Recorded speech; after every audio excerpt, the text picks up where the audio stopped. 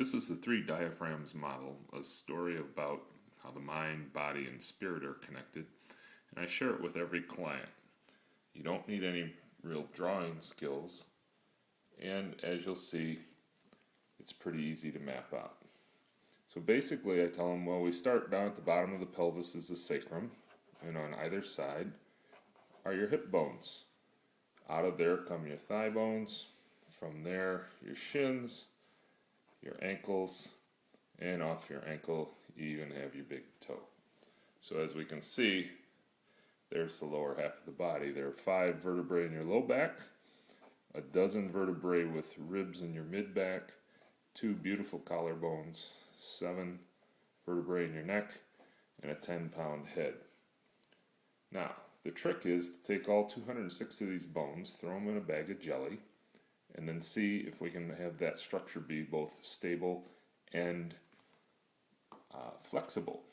Now, the current myth in Western fitness and rehab is that stability comes from six-pack abs or core strength. Of course, if this was the case, there'd be over 6.5 billion people in real trouble in the world. So we're going to look at this as a model of the relationship between 3 diaphragms, as outlined by research by Hodges and Massery and others, Higgins, that has a significant impact on the stability and mobility of the human body. The first diaphragm is the one we're most familiar with, and that's the respiratory diaphragm. That goes across the entire bottom of the rib cage, separating the heart and lungs from the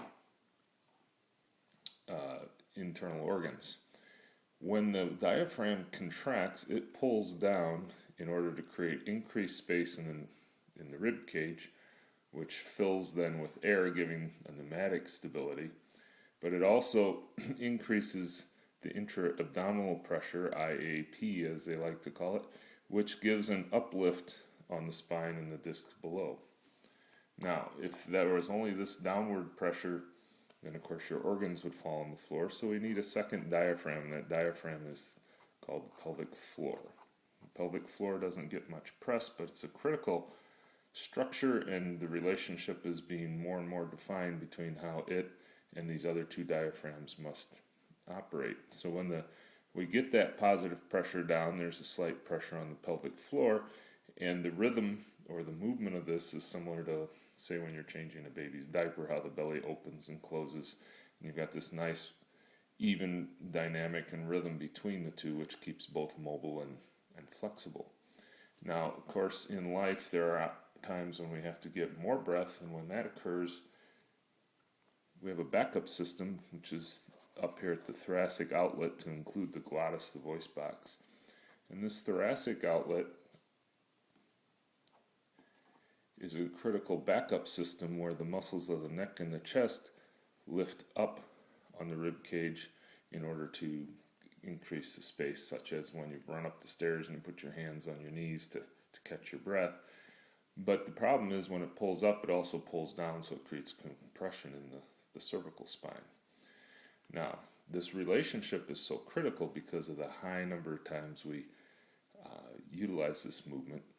Only the heart beats more and the eyes blink more often, but otherwise, patients need to understand that 12 to 15 times a minute they're breathing, which is up to 900 times an hour, which is over 17,000 times a day. So there's a big workload here. Now, how does this all fit together? Well, what we see is that if the person's breathing from the diaphragm, it comes up and it has an effect on the autonomic nervous system. And this, by the same token, if they're breathing from the chest or the thoracic stress breath, it also has an effect on the autonomic nervous system.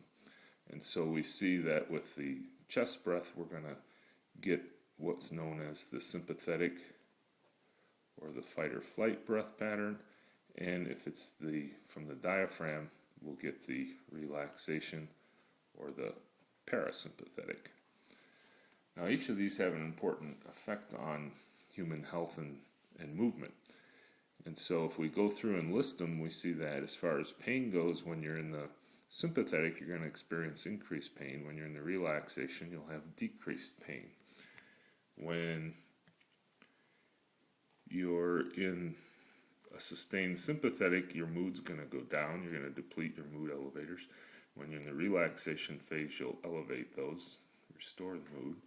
Your immune system is compromised in sustained sympathetic. There's just not enough energy to maintain that. Whereas in the relaxation, it gets energized and revitalized. Your balance goes down under stress, up when relaxed. Your muscle tone decreases in relaxation, increases in fight or flight. Your GI function increases in the rest/digest phase, decreases in this situation under stress. Your respiratory rate, of course, goes up under stress, comes down under. Heart rate, same thing, elevates in stress, decreases. And quality of sleep, it goes down under stress, goes up in the rest and relax. And cognition is negatively affected under sustained stress and increased in the relaxation. And so what's interesting to look at here is when these patterns get altered, say someone with back pain, they quit breathing with their diaphragm, well, what they do is shift the load to their upper chest, which then comes up and fuels the sympathetic transition. When anybody that's treated somebody with chronic back pain recognizes all the rest of these as kind of comorbid conditions that come along with chronic pain. Now, when we get someone to restore their diaphragmatic breath, then we can begin to affect all of these in a positive way.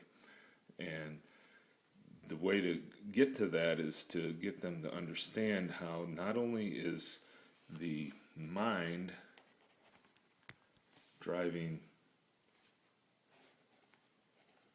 the body, but we now understand that if the body is tight, say they have sustained tightness through the upper chest, psoas is tight, they grip through their hips,